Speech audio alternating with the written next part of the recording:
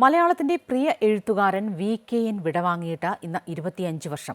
ഭാഷയെ അഴിച്ചുപണിത് പുതിയൊരു രചനാലോകം സൃഷ്ടിച്ച അദ്ദേഹം മലയാള സാഹിത്യലോകം കണ്ട ഏറ്റവും പ്രതിഭാധനനായ എഴുത്തുകാരിൽ ഒരാളായിരുന്നു. അനുകരിക്കാനാകാത്ത ചിരിയായിരുന്നു മലയാള സാഹിത്യ ലോകത്ത് VKN.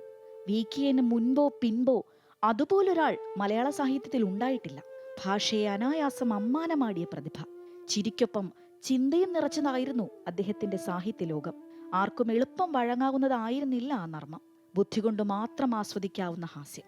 ഭാഷയെ അഴിച്ചുപണിതും വാക്കുകളെ വലിച്ചു നീട്ടിയും കൂട്ടിയോജിപ്പിച്ചും തന്റേതായൊരു വാക് പ്രപഞ്ചം ഉണ്ടാക്കിയ അദ്ദേഹം. അവിടെ പയ്യനും ചാത്തൻസും നാണ്വാരും പോലുള്ള വിചിത്ര കഥാപാത്രങ്ങൾ. ചുറ്റുമുള്ള ലോകത്തെ ഇതുപോലെ നിരീക്ഷിച്ച മറ്റധികം എഴുത്തുകാരുണ്ടാകില്ല. സമകാലീന സാമൂഹ്യ രാഷ്ട്രീയ വിഷയങ്ങളെ നർമ്മത്തിന്റെ മേമ്പൊടി ചേർത്ത് അദ്ദേഹം കഥയും നോവലുമാക്കി. സൂര്യന് കീഴെയുള്ള എന്തിനും ഏതിനെയും കുറിച്ചും അപാരമായ അറിവുണ്ടായിരുന്നു അദ്ദേഹത്തിന്. രാഷ്ട്രീയവും ചരിത്രവും ശാസ്ത്രവും എല്ലാം അദ്ദേഹത്തിന് ഒരുപോലെ വഴങ്ങി. പുരാണവും ആറ്റം ബോംബും വൈരുദ്ധ്യാത്മക ഭൗതികവാദവും എല്ലാം ചിരിക്ക് ചേരുവയായി. വിമർശനവും ആക്ഷേപഹാസ്യവുമെല്ലാം VKNലൂടെ മലയാള സാഹിത്യത്തിൽ പുതുവഴി തേടി.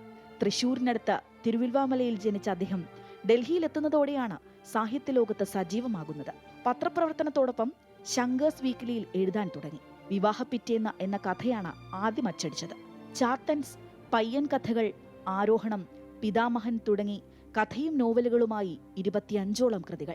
ആരോഹണത്തിന് കേരള സാഹിത്യ അക്കാദമി അവാർഡും പയ്യൻ കഥകൾ